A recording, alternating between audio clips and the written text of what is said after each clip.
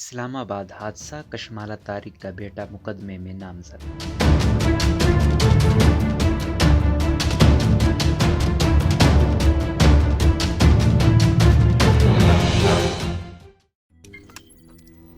روزنامہ قدرت کی ویڈیو دیکھنے کے لیے ابھی یوٹیوب چینل پر سبسکرائب کریں اور بیل آئیکن پر بھی کلک کریں۔